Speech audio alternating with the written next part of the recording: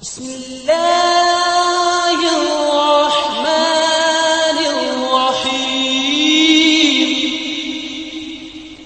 والسلام على سيد الأنبياء والمرسلين وعلى آله الطيبين الطاهرين وعلى من تبعهم بإحسان إلى يوم الدين. بسم الله الرحمن الرحيم. وعن إبران رضي الله تعالى عنه قال: كنا في سفر مع النبي صلى الله تعالى عليه وسلم فصلى بالناس فلما انفتل من صلاته إذا هو برجل مغتسل لم يصلي مع القوم فقال: ما منعك يا فلان أن تصلي مع القوم؟ قال: أصابتني جنابة ولا ماء. قال: عليك بالسعيد فإنه يكفيك. متفق علیہ. یہ حضرت عمران رضی اللہ تعالیٰ عنہ فرماتے ہیں ہم رسول اللہ صلی اللہ علیہ وسلم کے ساتھ میں تھے ایک سفر میں. آپ نے نماز پڑھا لی اور جب آپ نماز سے فارغ ہوئے اور آپ نے اپنا چہرہ مبارک صحابہ کرام کی طرف کیا، اذا ہوا برجل معتزل، آپ نے ایک شخص کو دیکھا کہ وہ علیحدہ بیٹھا ہوا ذرا دور. لم یصلی مع القوم، اس نے قوم کے ساتھ نماز نہیں پڑھی، وہ بیٹھا ہوا تھا الگ. فقال: ما منعک یا فلان ان تصلی مع القوم؟ تو رسول اللہ صلی اللہ علیہ وسلم سے فرمایا کہ بھائی کیا بات ہے، آپ نے نماز کیوں نہیں پڑھ لی؟ جماعت کے ساتھ کیوں نہیں آپ ملے؟ الگ کیوں بیٹھے ہوئے ہیں؟ قال: اصابتنی جنابۃ، اس نے کہا حضرت اصل میں مجھے غسل واجب ہو گیا تھا، اس وجہ سے میں نماز نہیں پڑھ سکا کیونکہ پانی نہیں تھا. ولا ماء، سفر میں تھے. قال: علیک بالسعید فإنه یکفیک، آپ نے فرمایا تیمم کیوں نہیں کیا؟ تیمم کر لے تو آپ کے لیے کافی تھا. اس سے ایک مطلب تو یہ ہوا کہ بڑے لوگ جو چھوٹوں کو پوچھ سکتے ہیں، روک ٹوک کر سکتے ہیں کہ بھائی آپ نے جماعت کیوں نہیں پڑھ لی، کیا وجہ ہے، آپ مسجد سے غائب کیوں رہے؟ آپ نے فوراً فرمایا کیا بات ہے، آپ نہیں مسجد جماعت کے ساتھ کیوں نہیں ملے؟ آپ سب لوگ جماعت کے ساتھ نماز پڑھ رہے ہیں اور آپ علیحدہ بیٹھے ہوئے ہیں. تو انہوں نے کہا کہ حضرت یہ وجہ ہے. آپ نے فرمایا کہ تیمم کیوں نہیں کیا آپ نے؟ اب ان کو مسئلہ معلوم نہیں تھا. کیا تو یہ ہے کہ ان کو یہ مسئلہ معلوم تھا ذہن میں کہ تیمم جو کیا جاتا ہے وضو کی حالت میں جب بے وضو ہو، لیکن میں تو بے غسل ہوں.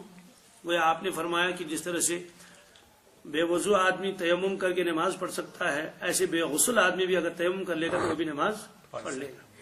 اور آپ نے فرمایا آپ علیحدہ کیوں بیٹھے؟ مطلب علیحدہ بیٹھنا کوئی اچھا نہیں ہے. تو فقہاء کرام نے ایک مسئلہ اس حدیث کی ضمن میں بھی لکھا ہے اور آگے تو ایک حدیث آئے گی، وہ یہ ہے کہ اگر جماعت ہو رہی ہو، ایک آدمی اپنی نماز پڑھ چکا ہو تو کیا وہاں علیحدہ بیٹھا رہے اور ساری قوم نماز پڑھتی رہے؟ بظاہر تو یہ ایک طرح کا وہ ظاہر ہو رہا ہے کہ یہ جماعت کے ساتھ نہیں مل رہا ہے، تو ایک علیحدگی سی محسوس ہو رہی ہے. سارے لوگ جو ہے وہ نماز میں ہیں اور یہ ادھر لگ بیٹھا ہوا ہے. حالانکہ اس نے نماز پڑھ لی، فرض تو اس کا ادا ہو گیا ہے. اس کے لکھا ہے کہ ایک آدمی نے فرض کی نماز پڑھ لی اپنی، اب دوسری پڑھ سکتا نہیں پڑھ سکتا ہے. اس میں جو ہے کچھ اوقات تو ایسے ہیں اس میں دوبارہ فرض نہیں پڑھ سکتا، کچھ وقت ایسے ہیں اس میں دوبارہ فرض نماز پڑھ سکتا ہے اگر موقع ہو. اگر موقع نہیں ہے، جلدی ہے، تو پھر وہاں نہ بیٹھے، کسی کا انتظار کرنا ہے، ذرا ہٹ جائے، دور چلا جائے، تاکہ عملی اعتبار سے دیکھنے والا یہ نہ دیکھ لے کہ ساری قوم تو نماز میں ہے، سجدے میں، رکوع میں، اور یہ الگ بیٹھا ہوا ہے. تو یہ قسم کا اعراض پایا جا رہا ہے. حالانکہ وہ تو فرض ادا کر چکا ہے، اللہ تعالیٰ کو تو معلوم ہے. وہ کون سی نماز ہے کہ جس میں آدمی دوبارہ اقتدا کر سکتا ہے؟ نماز تو نہیں پڑھا سکتا، فرض تو ادا ہو گیا، لیکن دوبارہ نماز پڑھنا چاہے جماعت کے ساتھ. وہ ہے ایک ہے ظہر کی نماز، کیا، اور ایک ہے عشاء کی نماز. بس یہ دو نمازیں ہیں. یہ دو نمازیں، ظہر کی نماز پڑھ چکا ہے، دوبارہ ظہر پڑھنا چاہے تو اس کی اجازت ہے. کیوں اجازت ہے؟ اجازت اس لیے ہے کہ ظہر کے بعد نوافل پڑھنا منع نہیں ہے، اور یہ دوسری جو نماز پڑھ رہا ہے یہ نفل نماز ہو جائے گی، اس کا فرض بھی ادا ہو گیا اور نفل بھی. اور عشاء کی نماز وہ پڑھ چکا ہے، پھر دیکھا کہ بھائی فرض نماز تو اب کھڑی ہو رہی ہے، وہ آ کے اس میں شامل ہو جائے گا. اجازت ہے، اس لیے کہ عشاء کے بعد بھی نفل نماز پڑھنے کی پابندی نہیں ہے، پڑھ سکتا ہے. عصر کے بعد نفل نماز کی پابندی ہے. اللہ کے نبی صلی اللہ علیہ وسلم نے فرمایا کہ عصر نماز پڑھنے کے بعد کوئی آدمی نماز کا قصد نہ کرے. عصر کی نماز ہو گئی بس اب تمام نوافل بند ہیں یہاں تک کہ آدمی مغرب کی نماز پڑھ لے. قضا کی تو اجازت ہے لیکن لوگوں کے سامنے نہیں, لوگوں کے سامنے چپکے سے پڑھ لے. اس کی وجہ یہ ہے کہ نماز کا قضا کرنا یہ گناہ ہے, گناہ کبیرہ. تو اپنے گناہوں کے اوپر گویا کہ دوسرے آدمی کو گواہ بنا رہا ہے کہ ہے پیشے نماز قضا گمت. اس لیے اس کو بتایا گیا کہ لوگوں کے سامنے تم قضا نماز مت پڑھ لو, الگ پڑھ لو. تو عصر کے بعد دوبارہ عصر پڑھ نہیں سکتا اس لیے کہ فرض ادا ہو گیا, فرض کے بعد نفل پڑھنا ممنوع ہے. حالانکہ اس نے نفل نہیں, لیکن یہ تو دوسری جماعت کے ساتھ وہ اقتدا کر رہا ہے. چونکہ شرعی اعتبار سے فرض ایک ہی مرتبہ ادا ہو جاتا ہے, دوبارہ جو کرے گا تو نفل ہو جاتا ہے. جیسے حج, آپ پہلا حج کریں گے تو فرض ہے, دوبارہ آپ حاجیوں کے ساتھ جائیں گے لبیک لبیک پکاریں گے, لیکن آپ کا حج نفل حج مانا جائے گا, فرض حج نہیں مانا جائے گا. ایسے ایک وقت میں اللہ تبارک تعالیٰ نے ایک وقت فرض کیا ہے, 2 وقت فرض نہیں کیے. روایت آگے آئے گی. تو اس طرح سے عصر کے بعد بھی اقتدا نہیں کر سکتا, فجر کے بعد بھی اقتدا نہیں کر سکتا. آپ فجر کی نماز پڑھ چکے ہیں فرض نماز, اس کے بعد دیکھا کہ اور ایک جماعت آ گئی یا اور کسی وجہ سے اور کہیں پہنچ گئے, وہاں جماعت ہو رہی ہے, تو آپ نے کہا چلو اللہ اکبر کر کے ہم بھی نماز میں شریک ہو جائیں. فجر کے بعد بھی نفل نماز پڑھنا ممنوع ہے یہاں تک کہ آفتاب بلند ہو جائے, اشراق کا وقت ہو جائے. چلو ٹھیک ہے, لیکن مغرب کے بعد تو نفل پڑھنا ممنوع ہے ہی نہیں. مغرب کے بعد توابین بھی پڑھے جاتے ہیں. کہتے بالکل صحیح ہے, لیکن مغرب کی نماز طاق رکعت ہے. کیا ہے؟ وہ 3 رکعتیں ہیں, اور نفل جو ہے طاق رکعت پڑھنا ممنوع ہے. نفل جو ہے وہ طاق نہیں پڑھ, نفل جب بھی پڑھ لے گا کیا پڑھ لے گا؟ جفت پڑھ لے گا. 2 رکعتیں پڑھ لے, 4 رکعتیں پڑھ لے, 6 رکعتیں پڑھ لے, 8 رکعتیں پڑھ لے. تو اس طرح سے مغرب کے بعد بھی اقتدا نہیں کر سکتا. تو 3 وقت تو نکل گئے. مغرب تو اس لیے نکلا کہ وہ طاق ہے, اور نفل طاق رکعت نہیں ہوتا. اور فجر کے بعد اس لیے کہ فجر کے بعد نفل پڑھنا ممنوع ہے, تو فجر کے بعد اقتدا نہیں کر سکتا. عصر کے بعد نفل پڑھنا ممنوع ہے, اسے کہ عصر کے بعد دوبارہ جماعت میں شامل نہیں ہو سکتا. اب 2 وقت رہ گئے. کون کون سا وقت؟ ایک رہا ظہر کا وقت اور ایک رہا عشاء کا وقت. تو ظہر کے بعد دوسرا ظہر پڑھنا چاہیے, اجازت ہے. عشاء کے بعد پھر جماعت میں شامل ہونا چاہیے, اجازت ہے. ہاں اقتدا تو کر سکتا ہے, مقتدی تو بن سکتا, امامت نہیں کر سکتا. کیا امامت نہیں کر سکتے؟ کیوں؟ اس کی وجہ یہ ہے کہ جب پہلی مرتبہ آدمی نماز پڑھ لیتا ہے, چاہے اکیلے پڑھ لے, چاہے امامت کر لے, چاہے مقتدی بن کر پڑھ لے, پہلی مرتبہ جو ادا کر لیتا ہے وہ فرض ادا ہو جاتا ہے. وہ فرض دوبارہ جو ادا کر لے گا وہ نفل ہے. تو امام جو ہے وہ اگر فرض پڑھ رہا ہے تو پیچھے نفل کی نیت سے آپ شامل ہو گئے تو ہے, اور اگر امام بھی فرض پڑھ رہا, آپ بھی فرض پڑھ رہے ہیں تو بھی چل جائے گا. لیکن اگر امام نفل نماز پڑھ رہا ہے, کیا پڑھ رہا ہے, اور آپ نے پیچھے فرض کی نیت کر لی, تو متنفل کے پیچھے مفترض کی نماز نہیں ہوتی ہے. یہ فقہاء کرام کا اصول ہے. اس لیے آپ کی پہلی نماز فرض ادا ہو چکی ہے, آپ دوبارہ نماز پڑھنا چاہیں لوگوں کو تو فرض رہ جائے گا, اس لیے کہ آپ تو خود نفل پڑھ رہے ہیں. نفل کے معنی آتے ہیں جو فرائض کے علاوہ, فرائض کے نفل کے معنی جاتے ہیں. تو اس طرح سے فرمایا کہ اگر کوئی آدمی جو ہے کسی جگہ ہو, اپنی نماز وہ پڑھ چکا ہو, یا کسی وجہ سے وہ نہ پڑھے, جیسے یہاں نہیں پڑھ سکا وہ, اس کو چاہیے کہ جہاں جماعت ہو رہی ہے اس سے تھوڑا کیا کر لے, ہٹ جائے. عملی اعتبار سے یہ ثابت ہو جائے گا کہ ورنہ یہ کہ یہ تو بالکل امت سے کٹا ہوا ہے, یہ جماعت کے ساتھ علیحدہ کیوں ہے. تو جمعیت کے لیے اور اتفاق کے لیے یہ ہے کہ اگر موقع ہے تو یا تو وہ شامل ہو جائے, اگر نہیں ہے تو وہاں سے ہٹ جائے. تو گویا کہ اس میں یہ بھی فرمایا گیا کہ اگر غسل کی حاجت ہے تو آدمی تیمم کر لے اور کافی ہے. یہ تیمم والے مسائل ہم کو زیادہ پیش اس لیے نہیں آتے ہیں, ہم لوگ جہاں جاتے ہیں پانی مل جاتا ہے. آپ کھیتوں میں جائیں, آپ باغ میں جائیں, کسی گاؤں میں جائیں, مسجد میں جائیں, کہیں بھی جائیں, سفر میں جائیں, کہیں نہ کہیں تو ندی جب بہ رہی ہے, کوئی نالا بہ رہا ہے, کہیں نل لگے ہوئے ہیں, کہیں چشمہ ہے. لیکن اہل عرب کے یہاں کیا تھا, وہاں تو پانی نہ ہونے کے برابر ہے. خود مکہ شریف میں تو آپ تو پانی ہے, نل لگے ہوئے ہیں, لیکن اچھا اگر عرفات کے میدان میں نلوں میں پانی نہ ہو تو ایک آدمی بھی وضو نہیں بنا سکتا, وہ لائے گا کہاں سے پانی. اس لیے کہ اگر جائے گا تو مکہ شریف تو 22 کلومیٹر دور جانا پڑے گا, 20 کلومیٹر تقریباً عرفات کا میدان ہے جو آج راستہ بنایا گیا ہے، تو 20 کلومیٹر کون جائے گا؟ مینا میں پانی نہیں ہوگا، ایک آدمی بھی وضو نہیں کر سکتا، مزدلفہ میں پانی نہیں ہے تو کہاں پانی آئے گا؟ کچھ بھی نہیں کرتا تیمم۔ ہاں وہاں آج بھی تیمم کیا جاتا ہے، کیسے؟ جب مزدلفے سے مینا کی طرف آ رہے ہیں، بھیڑ باڑ بہت ہوتی ہے اور اس میں پانی کبھی ختم ہو جائے، ویسے پانی تو ختم نہیں ہوتا، اتفاقاً کبھی ہو جائے ایسی بات تو تیمم کرنے کی ضرورت پیش آ جاتی ہے۔ یہی وجہ ہے کہ جو وہ ہے ملکہ زبیدہ نے جو وہ نہر بنائی تھی، وہ نہر انہوں نے لائی تھی وہ وہیں سے، عرفات میں تو نہیں گزرتی ہے لیکن وہ مینا اور مزدلفہ مینا سے ہو کر، وہ صرف انہیں نیت کی تھی کس کی؟ حاجیوں کی، کہ حاجی لوگ جو ہے اس میں سے پانی استعمال کریں گے۔ کھنڈرات آج بھی اس کی ہیں، بالکل ندی بنی ہوئی ہے، اب تو وہ غیر آباد ہے، ظاہر سی بات اب تو اس کی ضرورت بھی نہیں ہے۔ تو وہاں ان حضرات کو یہ بار بار یہ ضرورتیں پیش آتی تھی، اس لیے مسائل بھی پیش آتے تھے اور لوگ مسائل بھی پوچھتے تھے۔ آگے ایک واقعہ ہے، اس میں بھی تیمم کا ہی تذکرہ ہے۔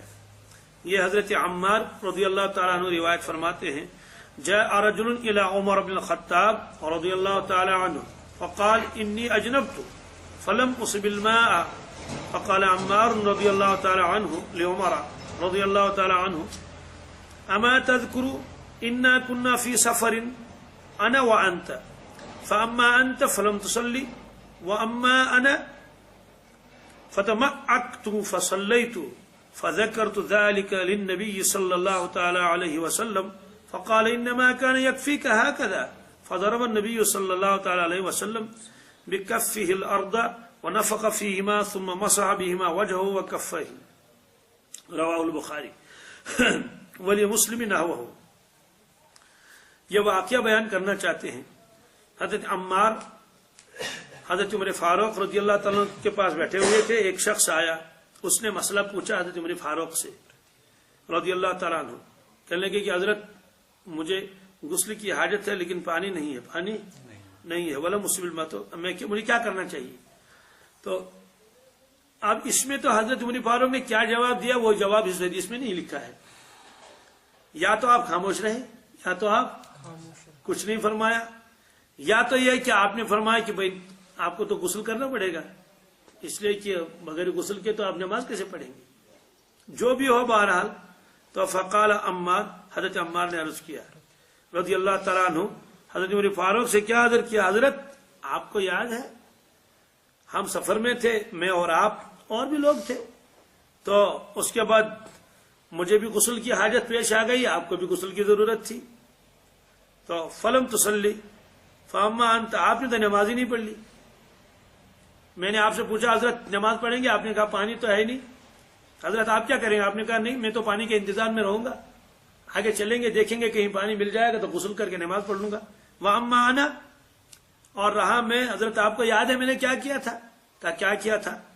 کہا کہ میں تو ذرا دور جا کے کپڑے اپنے نکال لیتا ہے جو بھی ہو، میں نے پورے بدن پر جو ہے وہ مٹی مل لی تھی، نہیں بس یوں کر کے پورے بدن پر تیمم کر لیا، تو میں نے ایسا کیا تھا۔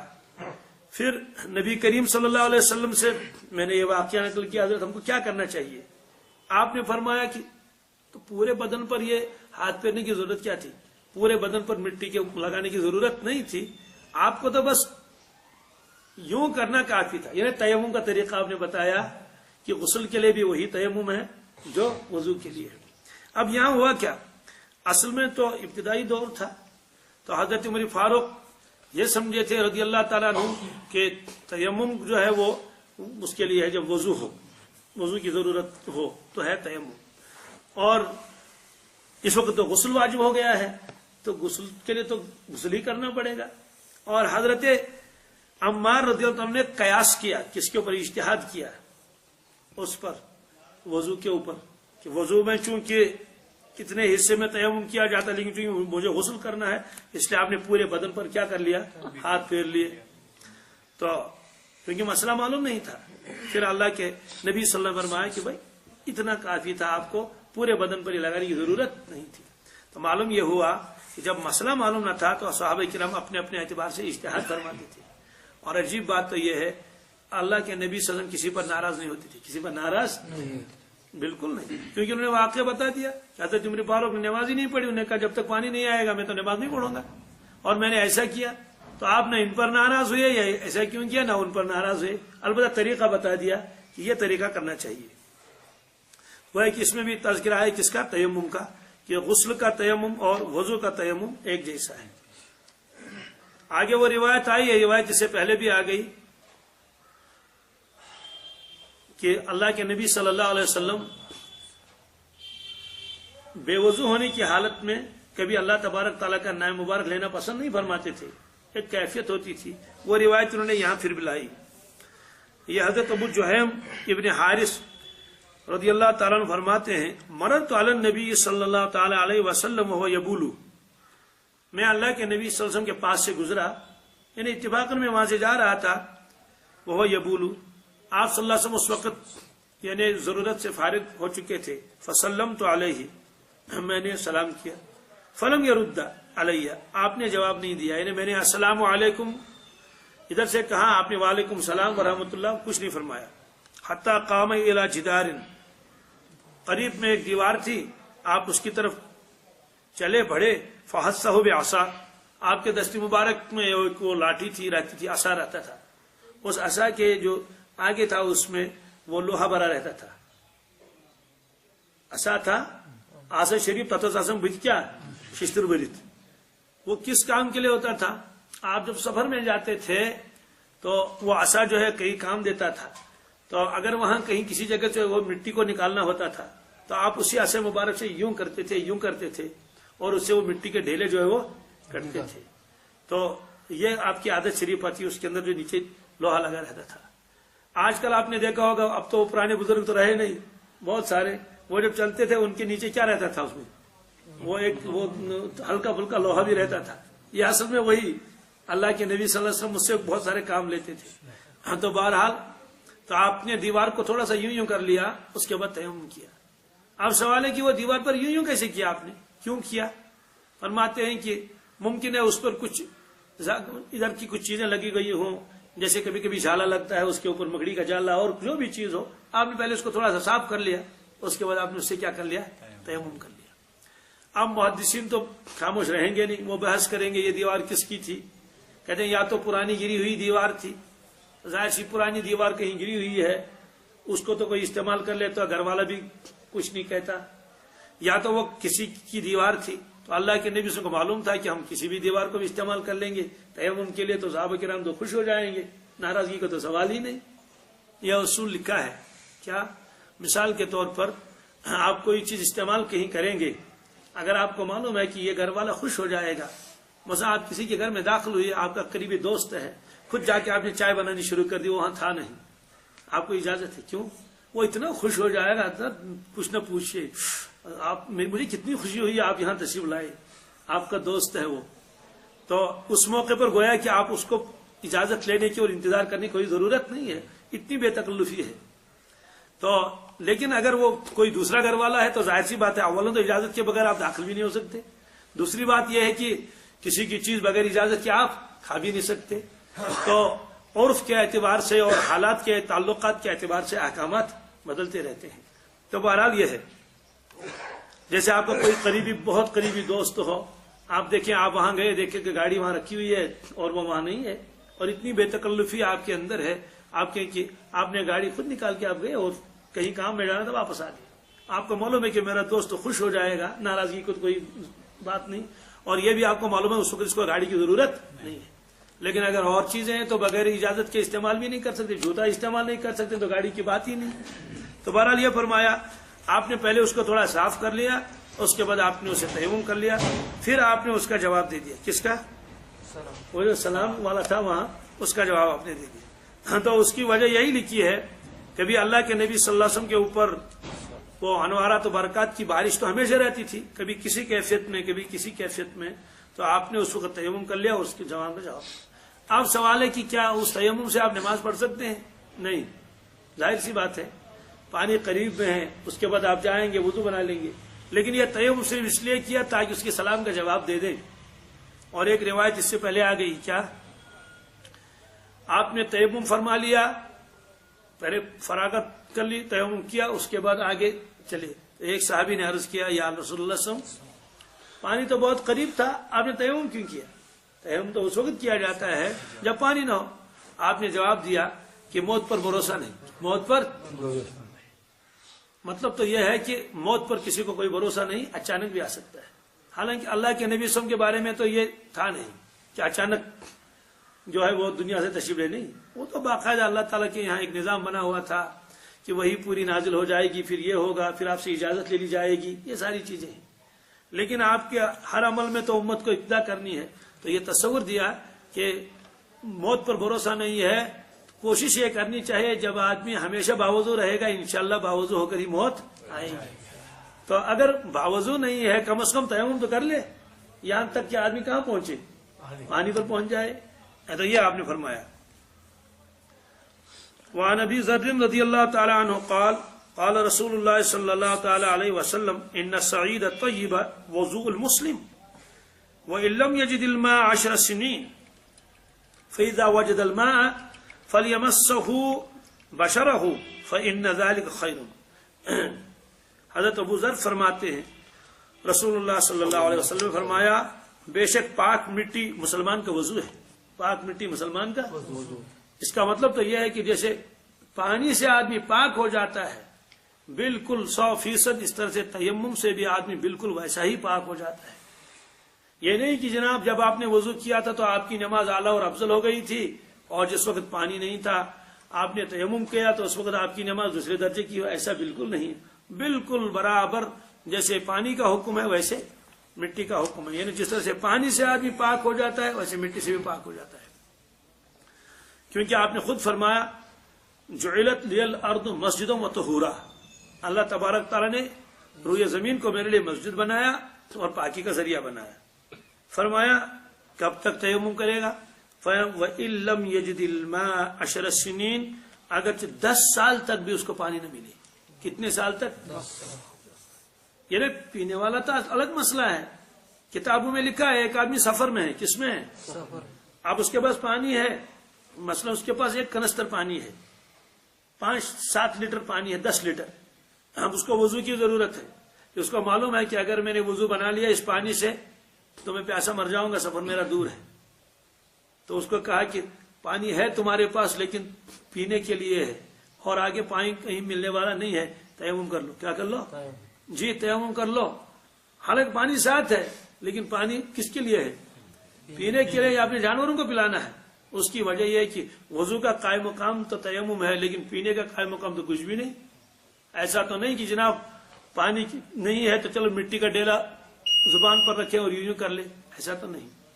اسی طرح سے اگر آپ کو آٹا گوندنا ہے، کیا فقہاء کرام کی کیا شان ہے، فرمایا ہے کہ اگر آٹا گوندنا ہے، ظاہر سی بات ہے پانی کے بغیر تو آٹا گوندا نہیں جائے گا۔ آپ کے پاس پانی ہے لیکن آپ کو معلوم ہے مجھے آج بھی روٹی پکانی ہے، کل بھی روٹی پکانی ہے، پرسوں کو بھی روٹی پکانی ہے، 7 دن کا سفر ہے، 7 دن کا راستے میں کہیں پانی نہیں ہے یا فی الوقت قریب میں پانی نہیں ہے، تو اگر آپ وضو کریں گے تو سارا پانی اسی میں چلا جائے گا۔ 2 کلو پانی تھے یا 1.5 کلو تھا، اور اب پھر آپ کیا کریں گے؟ شریعت سبحان اللہ فرمایا کہ وضو کرنے کی ضرورت نہیں، وضو کرنے کی ضرورت، تیمم کر لو اور اپنا آٹا گوندھ لو، اپنا آٹا سالن بنانا ہے۔ فقہاء کرام نے یہ بھی لکھا ہے آٹا گوندنے کی اجازت ہے لیکن سالن میں شوربہ پکانے کی اجازت نہیں ہے۔ شوربہ پکاتے ہیں نا، یہ راستراوس تچنا واریا، اب آٹا گوندھ لو، اگر آپ کو سبزی پکانی ہے تو اتنا خشک خشک پکا لو جتنے پانی کی ضرورت ہے، لیکن شوربہ بنانے کی اس میں ضرورت وہ اجازت نہیں ہے۔ کیوں؟ اس کا مطلب ہے کہ یہ ضرورت سے زیادہ ہے، ضرورت سے تیمم نہیں کرنا پڑے گا، وضو بنانا پڑے گا۔ لیکن اگر آپ کو معلوم ہے کہ بس اتنا پانی ہے تو آٹا گوندنے کی تو اجازت ہے لیکن وہ شوربہ والا سالن پکانے کی اجازت نہیں ہے۔ یہ فقہاء کرام نے کتابوں میں لکھا ہے، کہاں کہاں ان کا ذہن ہو گیا ہے۔ تو جو مجبوری ہے اس کی تو اجازت ہے، جو ویسے ہی ہے بغیر مجبوری اس کو کہ اس کی اجازت اس وقت نہیں ہے۔ یہ فرمایا کہ اگر 10 سال تک بھی پانی نہ ملے، یہ تو آپ نے بڑی مبالغے کے فرمایا، تاکہ کوئی آدمی یہ نہیں کہے جناب میں تو 15 دن سے تیمم کر رہا ہوں، پتہ نہیں کب تک کروں۔ آپ نے فرمایا 10 سال، کیا 10 سال تک کرتے رہو۔ اور سوال یہ ہے کہ 10 سال تک تیمم کر لے، تو ہو سکتا ہے وہ ایک ہی جگہ 10 سال ہو، 10 سال تک کہیں رہ رہا ہو، صرف پینے کے لیے اس کو پانی مل رہا ہو، غسل اور وضو کے لیے نہیں۔ بہت ساری جگہیں ایسی بھی آج بھی ہیں جہاں پانی نہیں ہے اور صبح پانی کی وہ ٹینک آتی ہے، ٹینکر آتا ہے اور ان کو پانی دیا جاتا ہے 5-5 10-10 لیٹر. اور آج بھی عرب کے اندر یہ ہے، میں نے خود اپنی آنکھوں سے دیکھا ہے کہ جو لوگ بہت دور رہتے ہیں، وہ اونٹ چرانے والے اور بھیڑ بکریوں والے، ان کے یہاں پانی کا انتظام نہیں ہوتا ہے، اس لیے کہ تو صحرا میں رہ رہے ہیں. وہ کیا کرتے ہیں، انہوں نے بڑی بڑی وہ ٹنکیاں لگا رکھی ہیں اور وہ پانی خریدنا پڑتا ہے ان کو. وہ پانی کا ٹینکر آ جاتا ہے تو اس کو فل کر کے وہ چلے جاتے ہیں. میں نے خود بھی دیکھا ہے. تو وہ وہاں جو ہے وہ بھیڑ بکریاں بھی پالتے ہیں اور اونٹ بھی پالتے ہیں. حدیبیہ کے حصے میں ہم بھی کئی مرتبہ وہاں گئے ہیں تو پھر ان سے دودھ لیتے تھے، اونٹ کا دودھ. تو ہمارے آنکھوں کے سامنے وہ دودھ لے لیتے تھے اور وہ پنی کے تھیلے ہوتے تھے، اس میں بھر بھر کے دیتے تھے. تو بس شوق کے لیے لاتے تھے کہ وہاں سے سفر جا رہے تھے، حدیبیہ میں جا رہے تھے، وہ مسجد حدیبیہ نماز پڑھنے کے لیے. اس طرح سے جہاں صلح حدیبیہ ہوئی تھی وہ چلو 2-4 کلو دودھ بھی ساتھ لے لیں.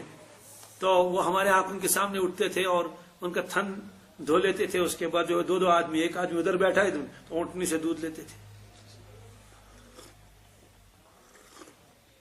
تو وہاں ان کے یہاں انتظام کیا ہے پانی کا، بس وہی خود انتظام کرنا پڑتا ہے.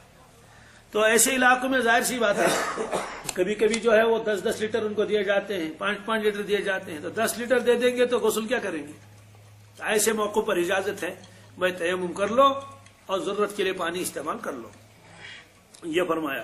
اور اس سے پہلے آ گیا اگر ایک ہی اینٹ آپ کے پاس ہے اسی پر آپ بار بار تیمم کر لیتے ہیں تو 10 سال تک بھی آپ ایک ہی اینٹ کو، ایک ہی پتھر کو استعمال کر سکتے ہیں. پانی تو مستعمل ہو جاتا ہے.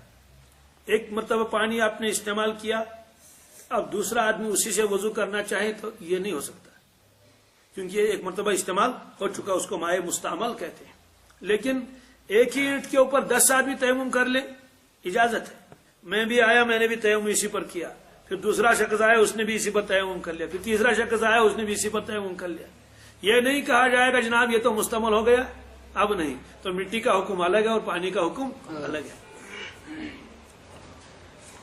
وعن جابر رضی اللہ تعالی عنہ قال خرجنا في سفر فاصاب رجلا منا حجر فشجه في رأسه فاحتلم فسأل أصحابه هل تجدون لي رخصة في التيمم؟ قالوا ما نجد لك رخصة وأنت تقدر على الماء فاغتسل فمات. فلما قدمنا على النبي صلى الله تعالى عليه وسلم أخبر بذلك قال قتلوه قتلهم الله ألا سألوا إذا لم يعلموا فإنما شفاء العي السؤال إنما كان يكفي أن يتيمم ويعصب على جرحه خرقة ثم يمسح عليها ويغسل سائر جسده. رواه ابو داود. یہ ایک واقعہ نقل کرتے ہیں حضرت جابر رضی اللہ تعالیٰ عنہ، فرماتے ہیں کہ ہم ایک سفر میں گئے تھے تو ہم میں سے ایک ساتھی تھا، اس کے سر پر پتھر لگ گیا، یعنی اس کا سر زخمی ہو گیا.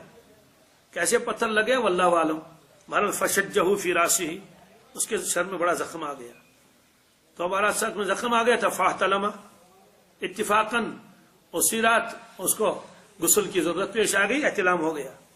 فسأل اصحابہ، اس نے اپنے ساتھیوں سے صبح پوچھا کہ یار مجھے بتا دو کیا میں تیمم کر سکتا ہوں، کیا میں تیمم، کیونکہ میرے سر میں تو زخم بہت بڑا آ گیا ہے، تو هل تجدون لی رخصہ فی التیمم؟ قالوا ما نجد لك رخصہ. تو انہوں نے کہا کہ بھائی ہماری سمجھ میں تو یہ آتا ہے کہ آپ کو اجازت نہیں ہے تیمم کی. کیوں؟ اس لیے کہ پانی تو موجود ہے، پانی تو وانت تقدر علی الماء، پانی باقاعدہ موجود ہے، پانی استعمال کر لے. فاغتسل، اس نے ساتھیوں کی بات مان لی، غسل کر لیا. فمات، تو غسل کی وجہ سے ان کا انتقال ہو گیا، ان کا انتقال ہو گیا غسل کی وجہ سے. تھوڑی دیر کے بعد یا 2 دن کے بعد جب بھی ہو انتقال ہو گیا. فلما قدمنا علی النبی صلی اللہ تعالی علیہ وسلم، جب ہم اللہ کے نبی صلی اللہ علیہ وسلم کے پاس پہنچے، اخبر بذالک، تو صحابہ کرام نے بتا دیا اس طرح واقع ہوا. ایک تو مسئلہ بھی معلوم کرنا تھا اور یہ بتانا تھا کہ فلاں ساتھی کا تو انتقال ہو گیا. قال قتلوہ، آپ نے فرمایا اللہ، ان لوگوں نے تو اس کو قتل کر لیا. کیا کر لیا؟ انہوں نے قتلہم اللہ، اظہار ناراضگی فرمایا اللہ ان کو غارت کر لیا. اللہ ان کو کیا؟ اللہ سالو، انہوں نے مسئلہ کیوں نہیں پوچھا؟ مسئلے والوں سے مسئلہ کیوں نہیں پوچھا؟ اگر معلوم نہیں تھا تو کیوں ان کو بتایا کہ سیدھے بتانے سے مجھے معلوم نہیں ہے؟ ساتھیوں نے ایسے کیوں کیا؟ اذا لم یعلموا، جب ان کو مسئلہ معلوم نہیں تھا خود فتویٰ کیوں دے دیا؟ ناراض ہو گئے۔ انما شفاء العی سوال، فرمایا دیکھو لا علمی کا علاج تو سوال ہے، لا علمی کا علاج مطلب یہ کہ اور ساتھیوں سے پوچھنا چاہیے کہ بھائی کسی کو معلوم ہو، 2-3 ساتھیوں سے پوچھا ہوگا کہ بھائی مجھے کیا کرنا چاہیے، انہوں نے کہا کہ بھائی پانی تو ہے تو غسل کر لیا، یہ فرمایا۔ پھر فرمایا اس کے لیے تو کافی تھا وہ تیمم کر لیتا۔ کیا کر لیتا؟ تیمم کر لیتا۔ پھر اس کے بعد کیا کرتا؟ زخم کے اوپر پٹی باندھتا، زخم کے اوپر باقی بدن کو غسل کر لیتا، دھو لیتا اور اس پر مسح کر لیتا۔ اب اس میں مسائل نکالے علماء کرام نے۔ کیا آپ نے یہ فرمایا کہ اس وقت ممکن ہے ٹھنڈک بھی ہو، تو ٹھنڈک کی وجہ سے بھی اجازت ہے کیا تیمم کرنے کی، بشرطے کہ پانی گرم کرنے کا انتظام نہ ہو۔ مثلا سفر میں ہے، وہاں آدمی کہاں پانی گرم کر لے گا؟ اور خاص کر اس زمانے میں بھائی چولہا لگانا ہے تو قافلہ جا رہا ہے، آپ کے لیے کون چولہا گرم کر لے گا اب؟ تو اس طرح سے اگر پانی ہے ٹھنڈا اور گرم کرنے کا کوئی انتظام نہیں ہے اور خطرہ ہے بیمار ہو جاؤں گا، تب بھی تیمم کی اجازت، تب تیمم کی، حالانکہ پانی تو ہے۔ تو ان صحابہ نے کیا سمجھا کہ قرآن پاک میں فَإِن لَّمْ تَجِدُوا مَاءً فَتَيَمَّمُوا، کہ اگر پانی نہیں ہے تو تیمم کر لو۔ انہوں نے فرمایا پانی تو ہے، پانی تو اب تیمم کی اجازت ہی نہیں۔ یہ انہوں نے اپنے اعتبار سے اجتہاد کیا اور مسئلہ بتا دیا، تو آپ نے اظہار ناراضگی فرمایا۔ اب اس میں یہ مسئلہ آیا کہ پٹی باندھے، باقی بدن کو کیا کر لے؟ غسل کر لے۔ سوال ہے کہ اگر تیمم کی اجازت ہے تو پھر غسل کرنے کی ضرورت نہیں۔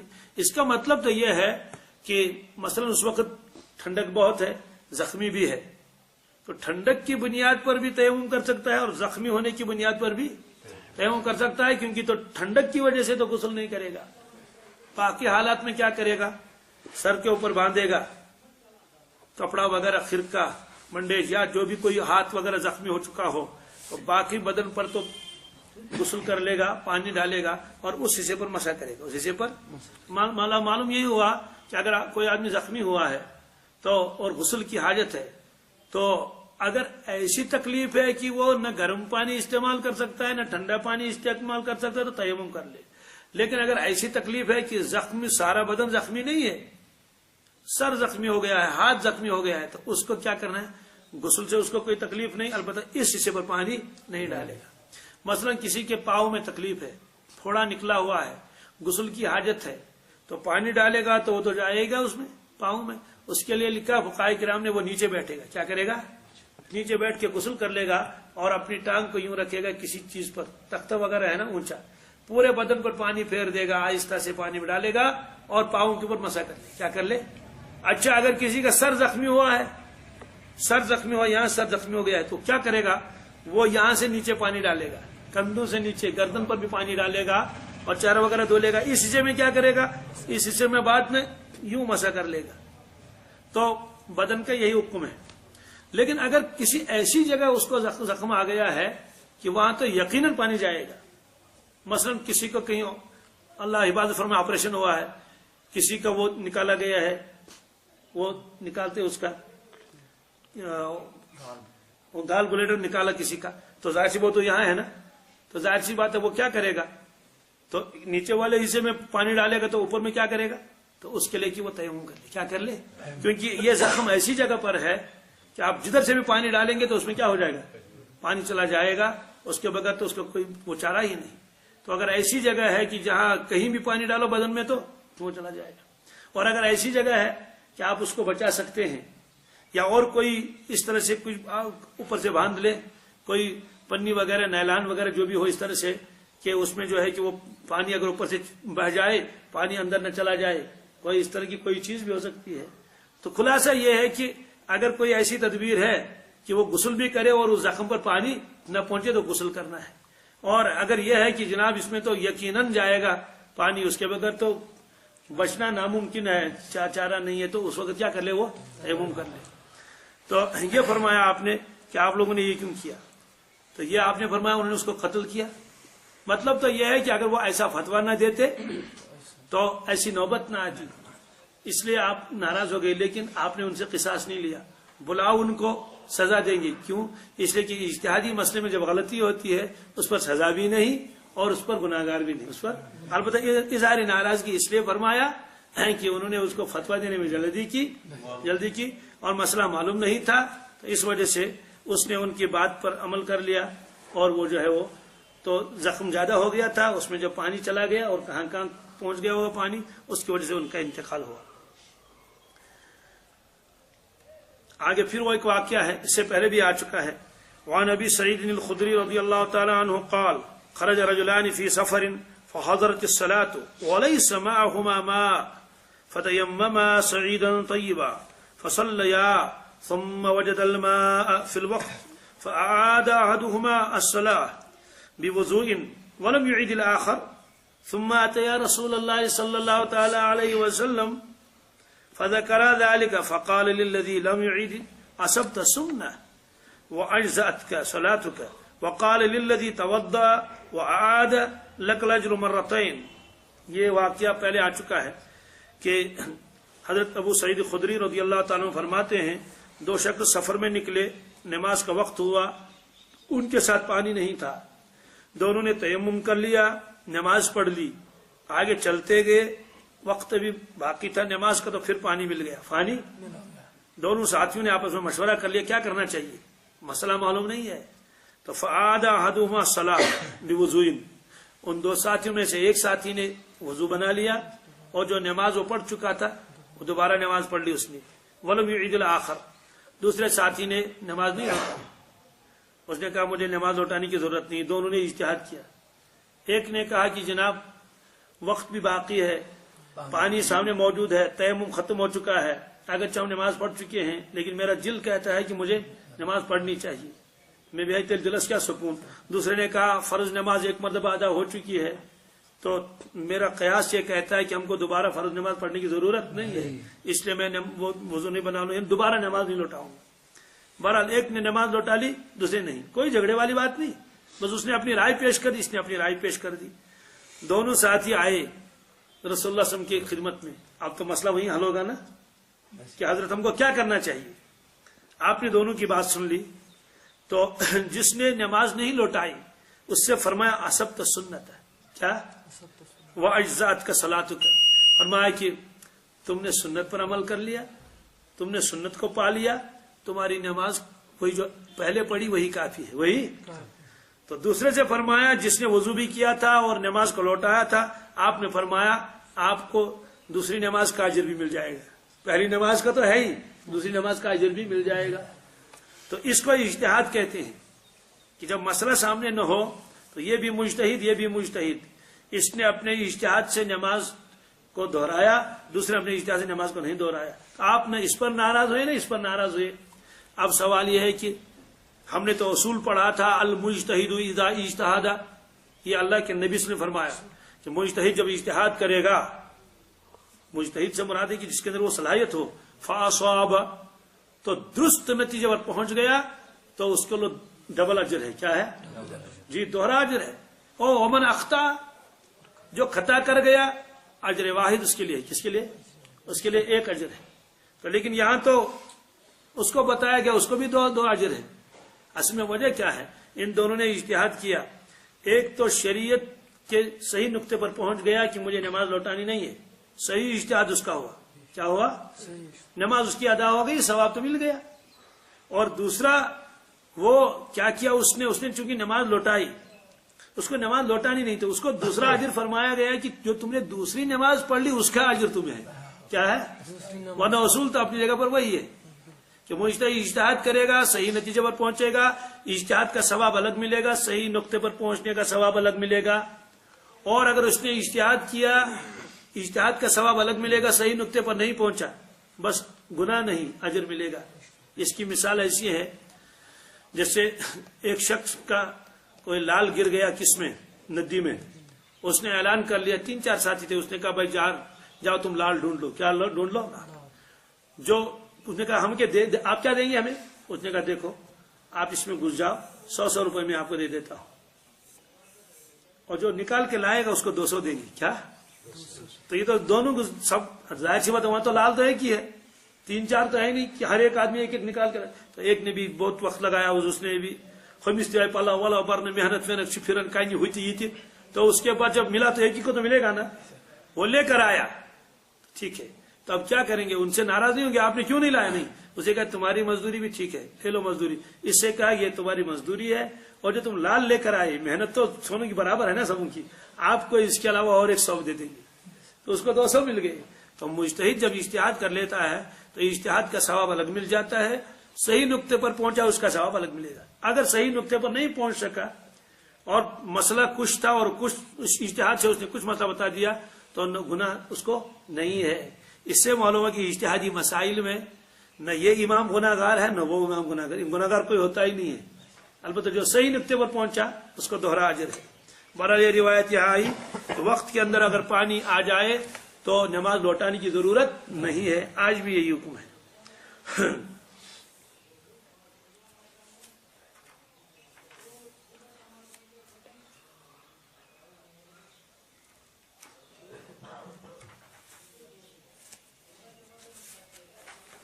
جی یہ باب ختم ہو گیا، اب اس کے بعد ایک باب الغسل آئے گا، اس کے انشاءاللہ آئندہ آئے گا۔